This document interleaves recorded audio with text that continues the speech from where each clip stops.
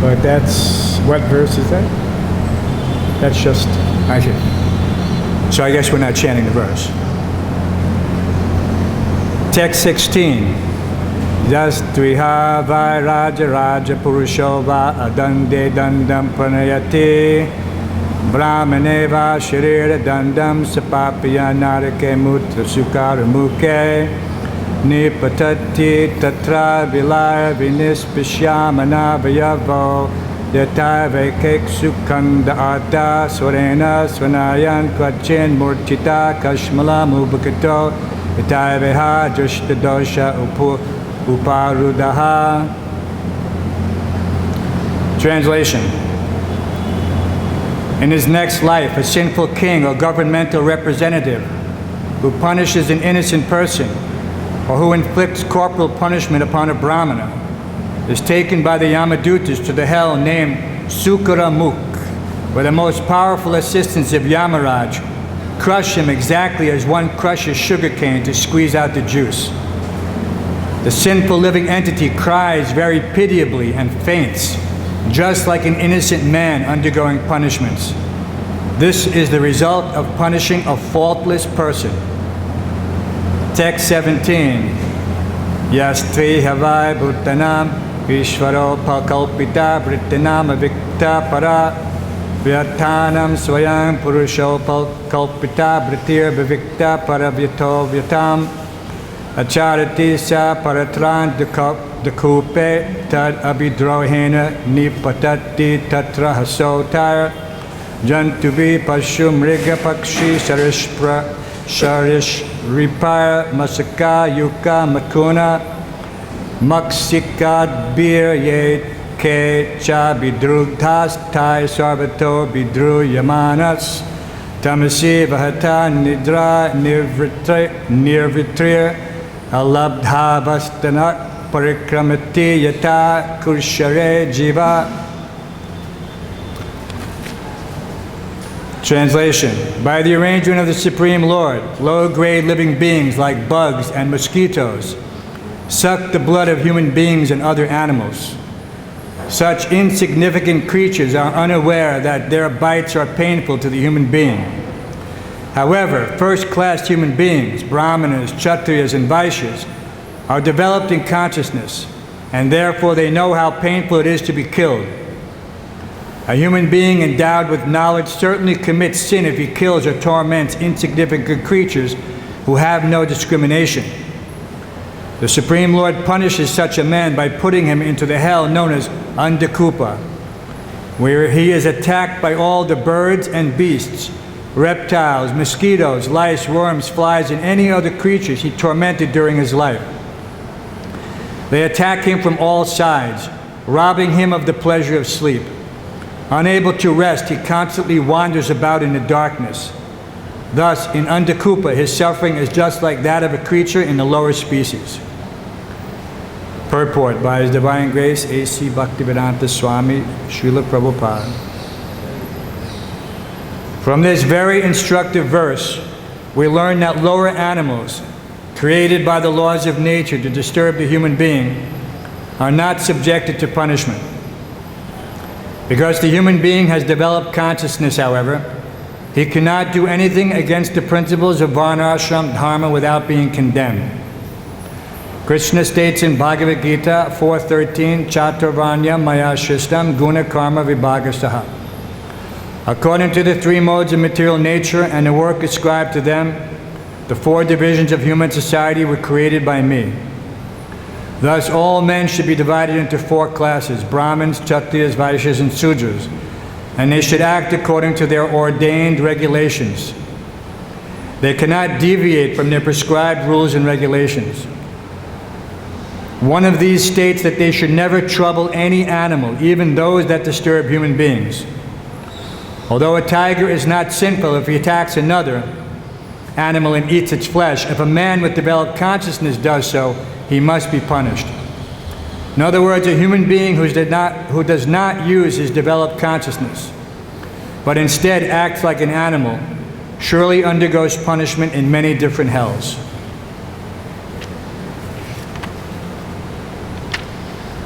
Om Jnanatimandasya Garanjana Shalakaya Chakshurmritamina Tasmai Shri Gurave Namaha Mukam Karoti Vachalam Pangum Lankai Degaram Yat Kripatamaham Vande Shri Gurum Dinataram.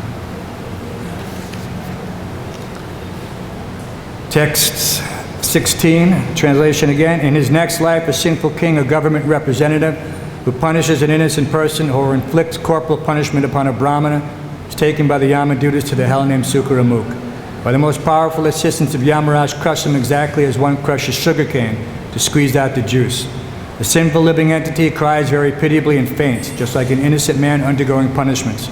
This is the result of punishing a faultless person.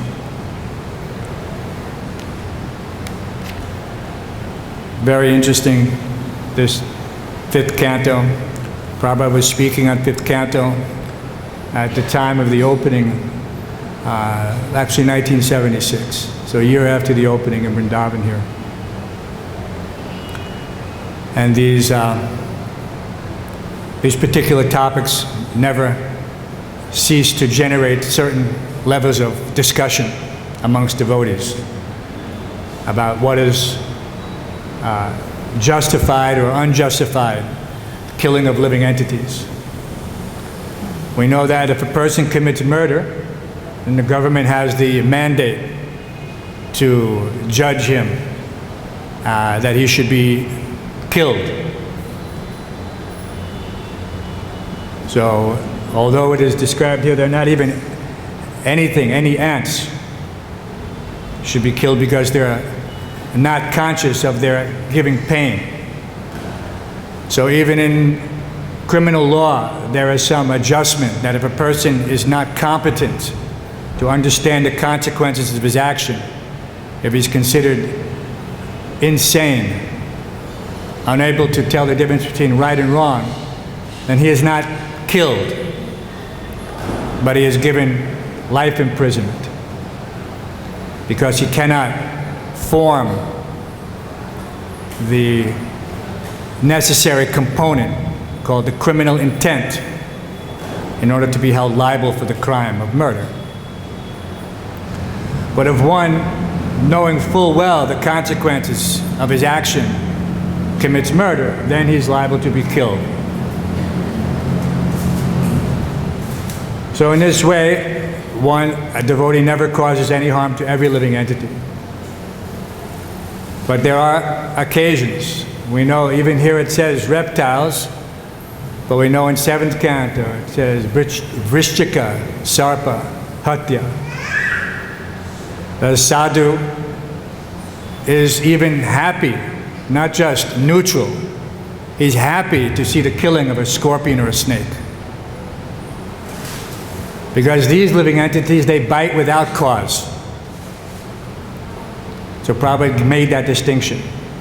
Well, the Vedas also make that distinction, but Prabhupada clarified for us. There's that famous story. He lectured in many places, but in Mayapur one time also, he indicated he was visiting there. If you go to Mayapur, you can see Srila Bhaktisiddhanta's quarters if they're open, upstairs, and he has one veranda. So at one time, Prabhupada was also staying there. So he heard commotion in the courtyard. And he came out to see, and there was a big snake. And everyone was wondering what to do. And Srila Bhaktisiddhanta appeared in the upstairs veranda, and he said, "Kill it." So at that point, Srila Prabhupada said, I was a new man. So when I heard Guru Maharaj say that, "Kill it," he said, I had some doubt.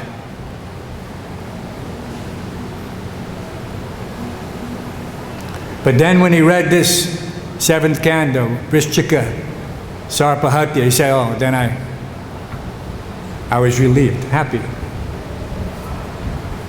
Because everything is there. If one wants to understand, then Krishna gives him that knowledge from within the heart. But if one is envious, then he will stick to that. He say, oh, look, this sadhu, he's killing this. So this is the mentality. So that mentality is also ascribed to the living entity when he is compared also to a snake. In Bengal they have a saying, Dui Mukh Sarp. Dui Muk Sarp. That there's, all snakes are dangerous, but the most dangerous snake is the Dui Muk. This is the man. He's the envious man. Normal snake, he could be tamed by some mantra or some herbs, Srila Prabhupada said. But the jealous, envious person, the Dui Muk Sarp, he cannot be controlled.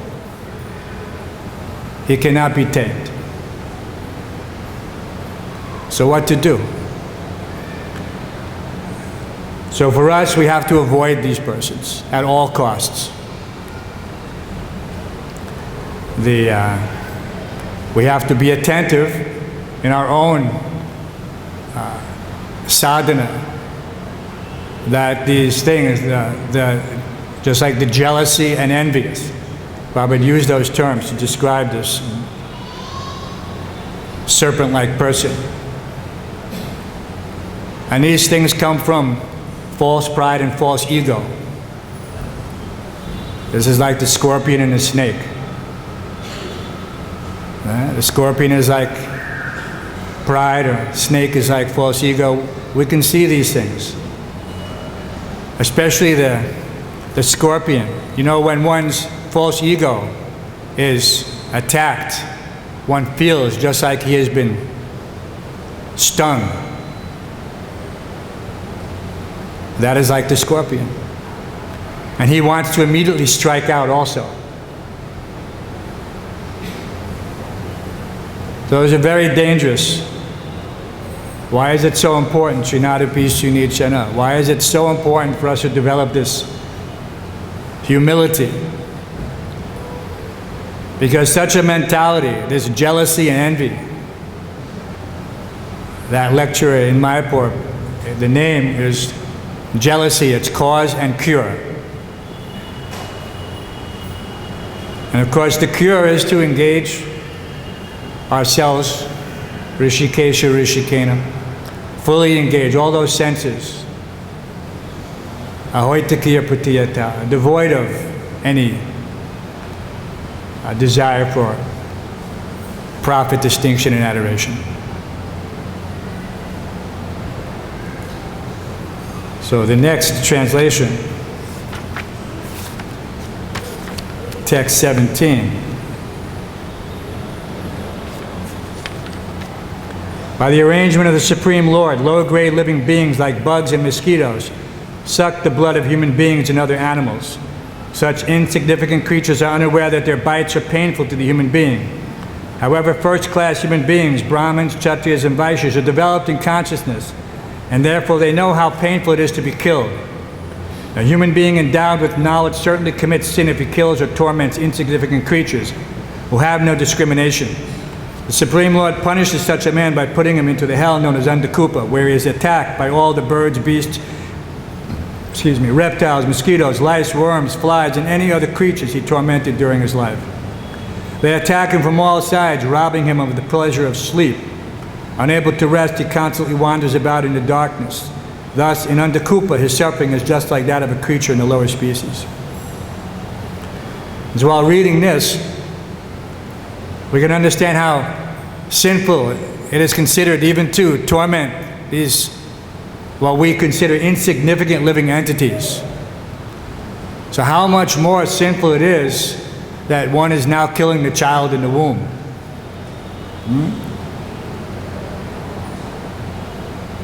Material society has become so hardened. And of course, we see the meat eating certainly is the first step when one can justify the taking or consuming the flesh of another living entity. Then it is only a logical progression to the next level of degradation. And why not only kill the child in the womb, but why not just eat the child? That's described, that in the Bhagavatam, the symptoms of Kali Yuga, that in the future, people will have children only to consume them. And this is going on in some places. So how sinful. So therefore it is such a strict we have this Vaidhi Bhakti or Avidi Purvakam, the opposite side. One follows or one doesn't follow, and he'll get the result. So we have to be very strict. We don't want to make adjustments.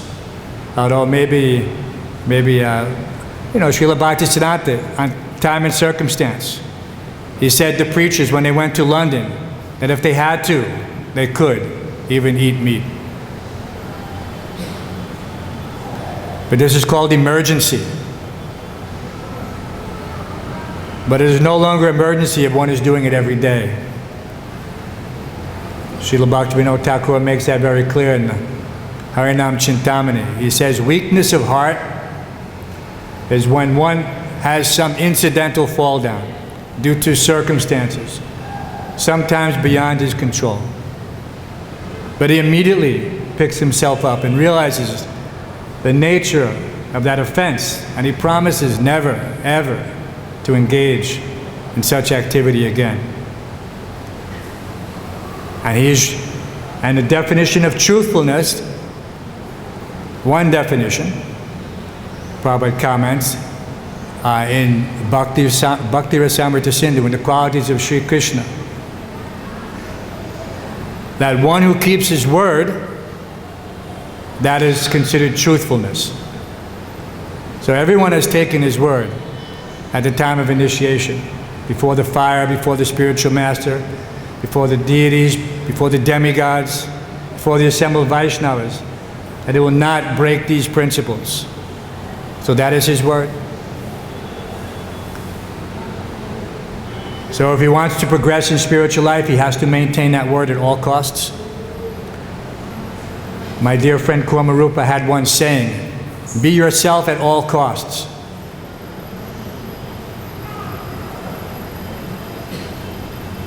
Because if one cannot be honest in his own life, then what can he expect from others? And how can he preach this philosophy effectively? Purity is the force. We know this. We have seen it. We have seen preaching when it is pure. We have seen preaching when it is contaminated. And we have seen the results of both. So we should learn. What are these things? An interesting story related to this situation, when first building, of course, was Srila Prabhupada's house. And maybe the first temple commander, our god brother, his name is Mahavir from Canada. So the monkeys in Vrindavan, now as before, are very mischievous. Not just mischievous, also destructive. So they take great pleasure in breaking things. So it is not harmless. It is malicious. They know what they're doing. As opposed to the mosquito. When he bites you, when I said in the beginning of the class, you have to be able to form the intent. You have to know the difference between right and wrong. So someone says, oh, monkey doesn't know. No. You have to watch and see. Does he know or doesn't he know? Does he know that if I do this, I'm creating mischief? Yes, he knows. So Prabhupada gave to Mahavir one air rifle. Does everyone know what is an air rifle? By air compression, you break it, you load a pellet, and then you can shoot something, a target or something. And he said not to kill them, just to pinch them, to keep them out of his garden, off his veranda. That was Mahavir's job. Temple commander. And they learn. So if they are unconscious and they can't form the understanding, then how is it they learn? Just simply by seeing that in the hands of Mahavir, they would run away.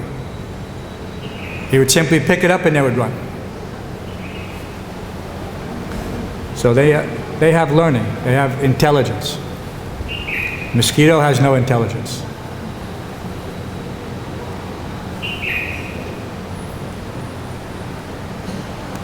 But this is the austerity, especially if one is living in a place like Vrindavan Dham or Mayapur. There are innumerable insects, snakes, reptiles. and one tries his best to avoid them. But sometimes it is not possible, and inevitably one gets bitten. Prabhupada also gave a lecture here in Vrindavan, and he said, patita. We know patita means fallen, but patita literally means falling from a high place. Not that patita means I'm a fallen conditioned soul. That is there also. But patita means like to fall off a ladder or to fall off a roof. And he said that if one falls down from this condition and he chants the holy name, then he will not suffer.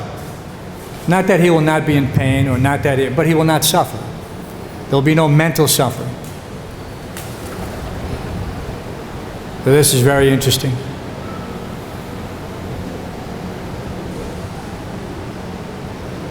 So these are also living entities. We should not disturb them.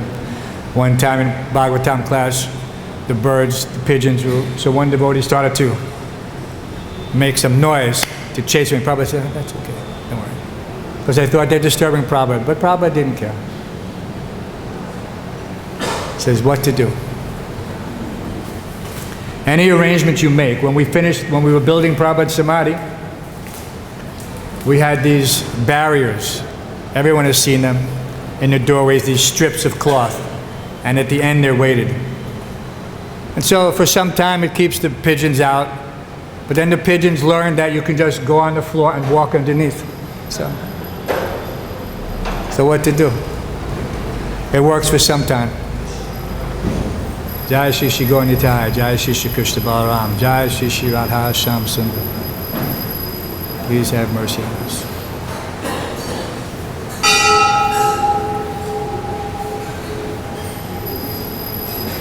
So we should not become envious of these harmless living entities, and neither should we punish or find fault in those who are faultless.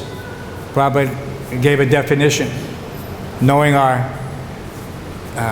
how can you say, our need for such clarification due to our less intelligence. He said, finding fault means finding fault where there is none. This should be clear. An envious person, he finds fault in everyone and everything, because he is developing that nature. He has become infected by that mode. So then he cannot help it, but he is not innocent. But he is dangerous. So one has to avoid such persons. But we should learn from such persons who are like that. That please, my dear mind, please take shelter of the lotus feet of Srila Prabhupada. Help me to avoid these offenses in my chanting, in my association with the devotees, in my devotional service to you. If I can just be conscious. Prabhupada said, first conscious, then Krishna conscious. So we have to be conscious. And we have to hear from our senior God brothers, God sisters, and how, if they're here, obviously they've progressed and traversed the path, not without difficulty. So how have they done it? It is not a secret. One stays firmly fixed in devotional service. This is the first. One cannot be idle even for a moment. If he thinks, I can sit down in a solitary place, if I can imitate Haridas Thakur, then my devotional life actually is finished. But that person may not know it. He can continue on for 30 years, wandering from place to place, looking for something. When that analogy in the Bhakti Samrita Sindhu is that the treasure is there, right there.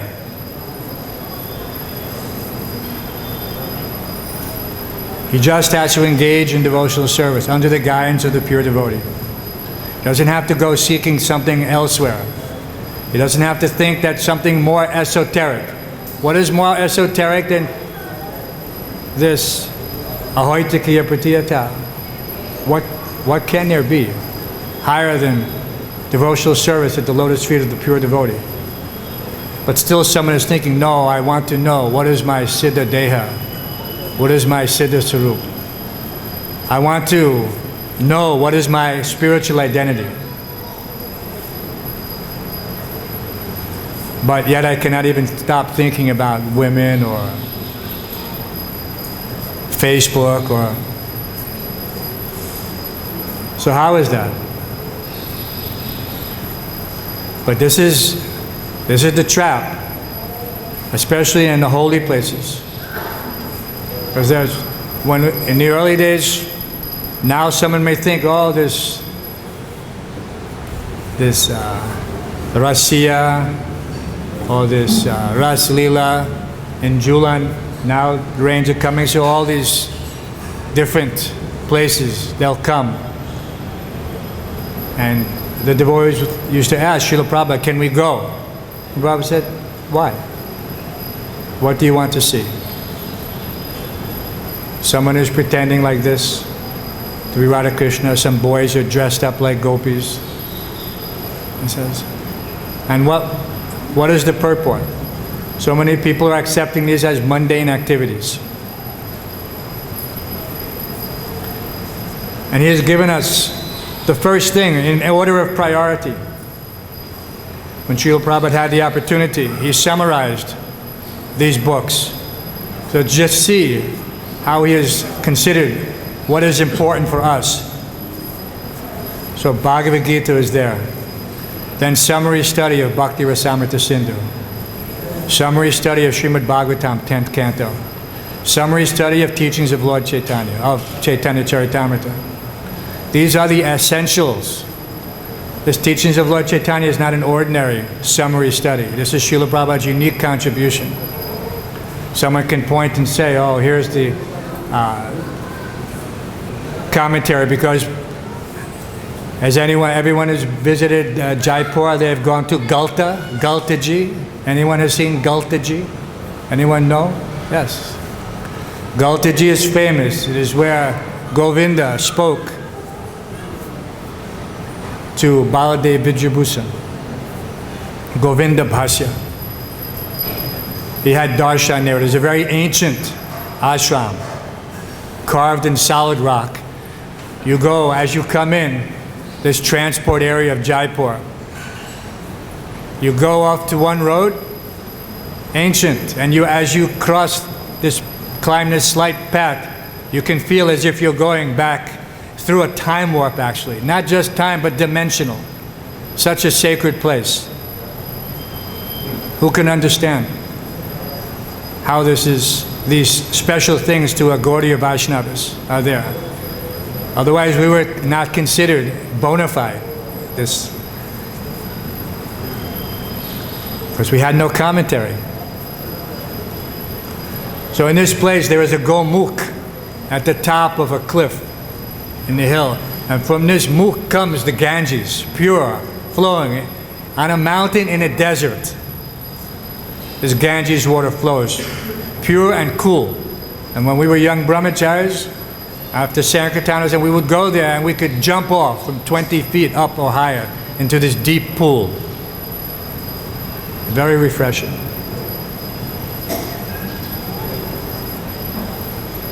So, but these are all associated with these special pastimes. And I hope everyone gets an opportunity, but not to become trapped by some bogus guru, philosophy, siddhanta, something here, something there, this baba, that baba. Prabhupada condemned all. They may seem like something special. One has to know. He has to have that, because it's very easy. Nowadays, nobody cares. One wife, two wives, 3 husbands, 4 husbands. This is Kali Yuga. But how is that honest? How is that truthful? How is that chaste? If one knows the nature of Srila Prabhupada's special contribution, special pastimes. These are unparalleled. In the future, they will be written. He said these books are the law books for 10,000 years. How is that? So unique, these teachings of Lord Chaitanya. And if one reads this, he will not be thinking, oh, I need to find out what is my Siddhadeya. Because the real Vaishnavas are not chanting now. They're chanting Janme Janme Prabhu said. Saying, let me take birth after birth with my spiritual master and do his service. They're not even considering, what should I do? Which dress should I adopt? Which part of the Ashta Kalya Leela should I imitate? So please be careful. I have seen so many God brothers come and go due to this contamination. One devotee asked Srila Prabhupada for his blessings that I may please get another guru. He said, there is no bhajan here. He said, there is no bhajan. And he asked Prabhupada his blessings to find another guru. So whether you actually say it or not, if you go here and there like some bee going from one flower to another, looking for this nectar, artificially, then you're basically saying the same thing. You're basically telling Prabhupada, oh, you're my guru, but Prabhupada said if you say but, everything before that word becomes invalid. Prabhupada used to say invalid. You can say so many things, but as soon as you say but, everything before that becomes invalid. So you say, oh, Srila Prabhupada, you're my guru, but I'm going here to this place. I want to get some different nectar.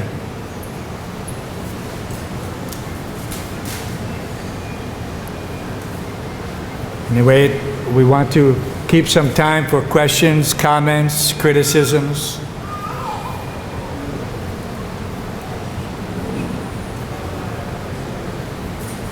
Everyone should be on the lookout for Dui Mukh Sarp. If you see that, you must run in the other direction. Because you cannot control that person. He will contaminate you and he will bring you down. You will know him. They'll always be talking some envious and jealous topics. Finding fault. Finding fault where there is none, but plenty according to them.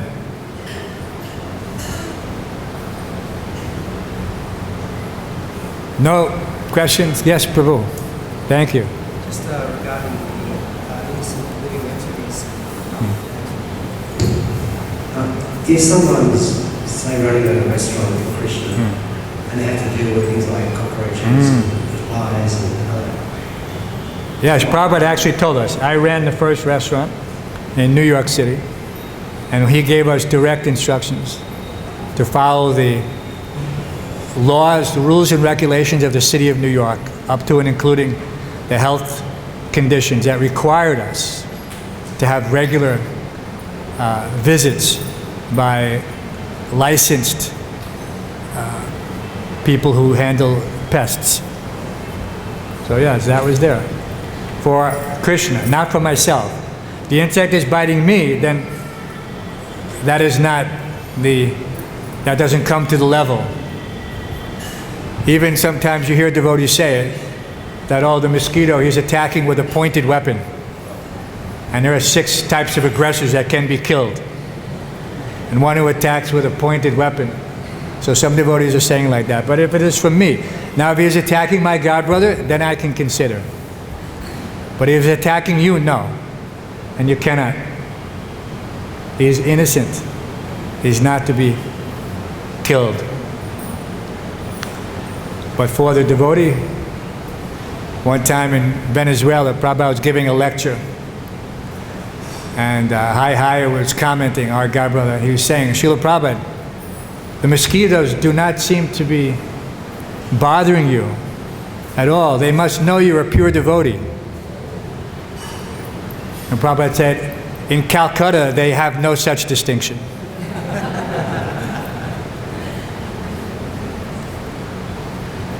So Prabhupada also had an excellent sense of humor. But you take necessary precautions. We know that here in Srila Prabhupada's room, when he would translate at night, there would be mosquito net over his desk and asana. And when he would sleep, over his bed here and wherever required, there's mosquito net. Not that we invite the mosquitoes to come and suck our blood, but by chance, it's there. It happens. But we don't stand there and let the snake or the scorpion bite us, because this is dangerous. And we have the Vedic conclusion that even if they're not attacking, they're a danger, and therefore they deserve to be killed. So we have to be careful not to be sentimental, not to, what is that?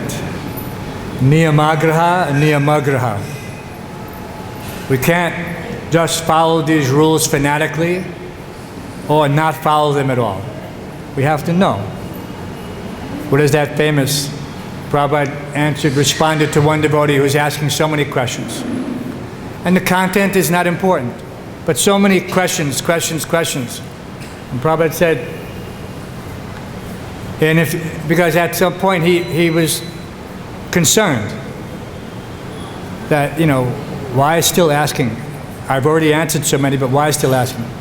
So he responded, he said, many of these questions that you're asking are common sense.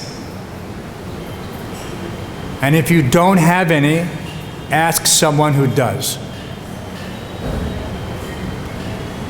So we have to be practical. Not to, be so concerned with the small, minute details of these rules and regulations. In the early days, we were like that. We were so cautious. In one sense, it was a little helpful. But, you become so, sensitive. Not touching this, you couldn't touch, If you accidentally touched your hair, of course we were all shaved up then, but your face, you had to go wash your hands. You couldn't, if you were even in the middle of, making the deities plates or anything like that, you had to immediately stop and go. And so this is something to think that Krishna's plates are very special. But if no one has any other questions, one about these rules and regulations. So I was a new devotee in the temple. This was called Henry Street Temple. Very nice temple. Radha Govinda, the New York deities, were installed there first. Before that, on 2nd Avenue, we had only Panchatattva picture. And then little Lord Jagannath. And Prabhupada's small Radha Krishna. Not only, these are sufficient. These are everything. Prabhupada brought the deities back. So those deities are worshipped and are still worshipped in New York, Prabhupada's original Radha Krishna. And so at one point, you would progress through stages as a bhakta. First you couldn't do anything because you're just neophyte. You could just wash pots and clean the stool room. And we did. We washed pots all day long. Clean the stool rooms as necessary. Prabhupada said, if you wash these pots, you wash your heart. Another interesting note, at every pot washer knows in New York, because these things were passed down from pot washer to pot washer, that the inside of the pot, the outside of the pot is the same as the inside of the pot. So you can't just wash the inside and not wash the outside. Both should be equally shiny. And we had brass pots. And we shine them like Panchatattva. They like this, amazing how clean. Because we knew that every speck of dirt was another particle of dust, another lifetime of sin extricated. You clean these pots, you clean your heart. That was the formula. So we were cleaning and cleaning. And the next stage is you get to do service in the pujari room. You get to make up Tulsi's plates. Take care of Tulsi, maybe get to pick the skirt, put the skirt on. And you're learning. all the Arctic paraphernalia, incense, flower, conch, bell, whatever is there. But we were reading Nectar Devotion. I was reading Nectar Devotion, and I remember at one point it says that in Kali Yuga, certain flowers have no scent, no smell, and these flowers should not be offered. So I'm trying to understand in Nectar Devotion. And sometimes in the early morning, the pujaris they're getting ready. This is before Mangalarti, so they're on the deity, they're on the altar, they're making some adjustments. So I'm in the pujari room pretty much by myself doing this. And we had one refrigerator. And in the refrigerator we kept all the expensive flowers, very expensive, orchids, gardenias, things that had to be imported. It would come in little glass tubes. Has anyone seen?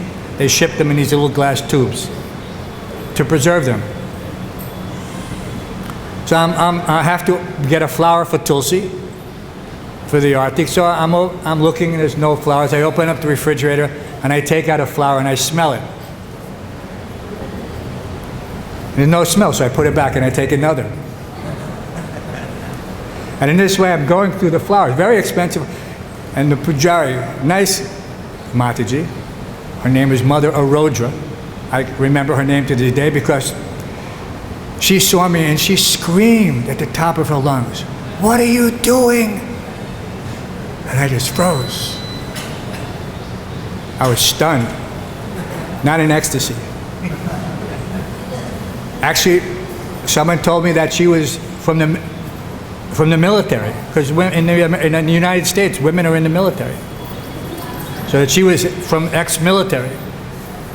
And so when she spoke like that, because we all us young boys were all in the military, immediately sounded like the sergeant was giving some order. I said, "Oh."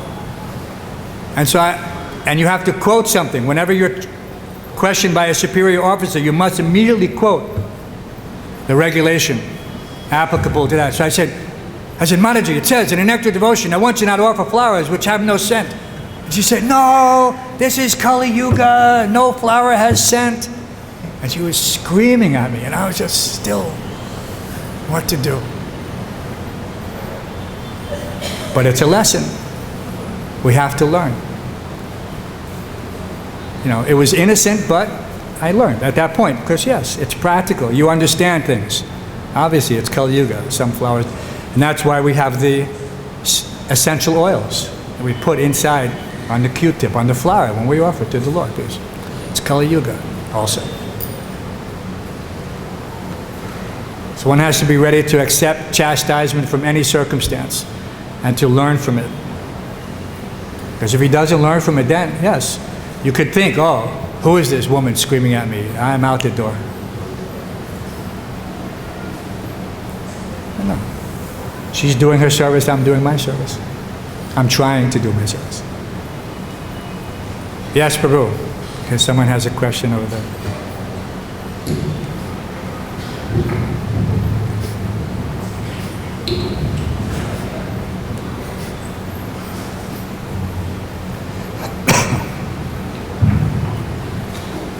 Hare Krishna, Prabhu. Jai Prabhupada. When the most powerful assistants of Yamraj, they exercise the people in hell, their punishment is so tough, so strong, that they will die very soon, immediately. But on the other hand, we get one more thing. Terms of their punishment is so long, so how is it possible? Good question. Prabhu is asking that this punishment is so strict and so long, how does that go on? There's a style for the sin of eating an animal, or beating an animal even, what to speak of eating. One has to suffer as many years as there are hairs on the body. And for a cow, it's 10,000 for each hair. But for other normal animal, it's how many hairs you have to spend in that hellish condition. But time is not, as we expect, some fixed point, like relative to us. Just like the ant. Prabhupada said he lives 100 years of his time. But for us, it is only 1 year. So everything is relative. Just like the demigods. They're like Brahma, cowherd boys. After Brahma put them in the cave, he came back after Lava Matra, 1 moment. 1 moment is defined as 1/11th of a second.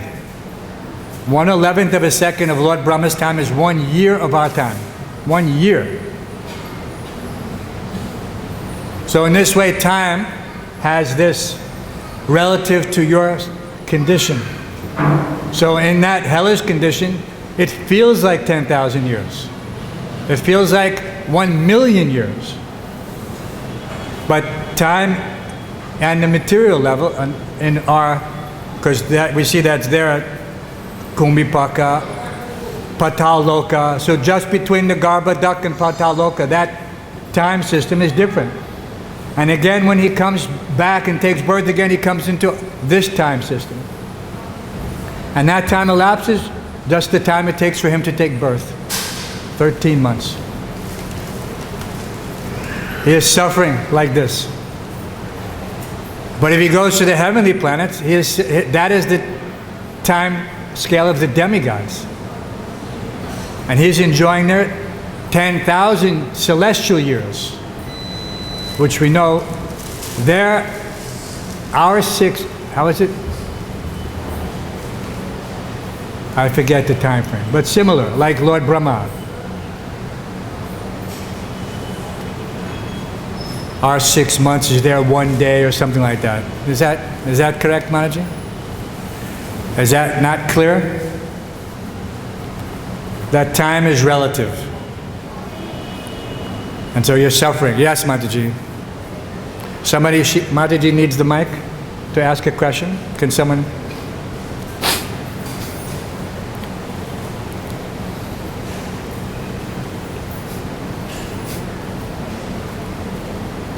Yes, this is clear some things. Sometimes when I'm reading this part, another Puranas, the punishment is very high. Some people doing this like take 1 day, then they will become a ant, something like this. And punishment is very hard. And if we are not remember we are in the hell, or how we can. The punishment is for take out the sin, but if the people are also us, we are not remember we are in the hell, how is the change is coming? From that hellish punishment, one has a fixed sentence. But there are considerations. So because we forget, no? We forget. We forget everything completely when we take birth again in this material world. But we have the benefit of Srimad Bhagavatam to remind us of the severe nature of the punishment. So one learns by hearing. So if the father tells the son, don't do this, or there will be severe punishment, the young boy, if he's faithful to the father, he knows, I will not go against the word of my father.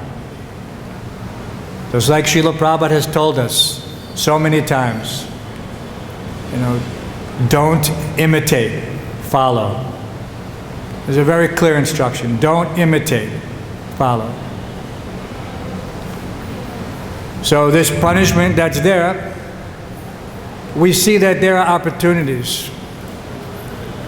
If one's family members are faithfully offering this oblations to the fire, to the demigods, there can be some relief. Just like in the material world, someone may petition for a sentence reduction.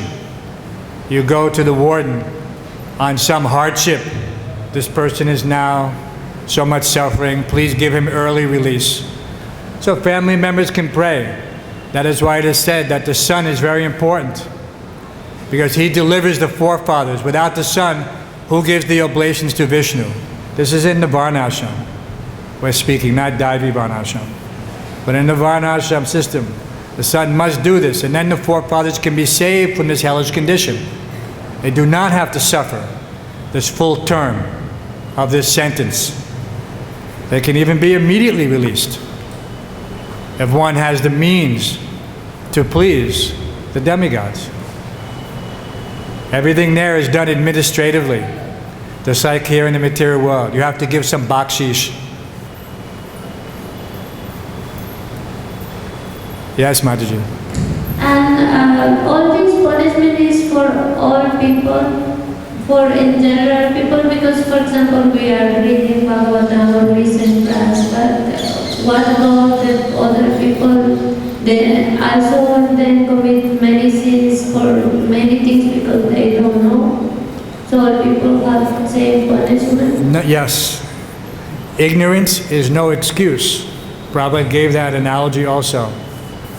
It is not that the fire does not burn a small child if he touches it.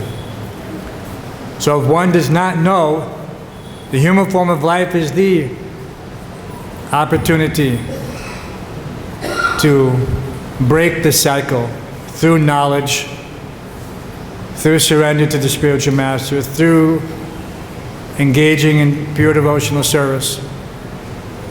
Everyone in the human form of life has exactly the same responsibility. Even he's doing his duty.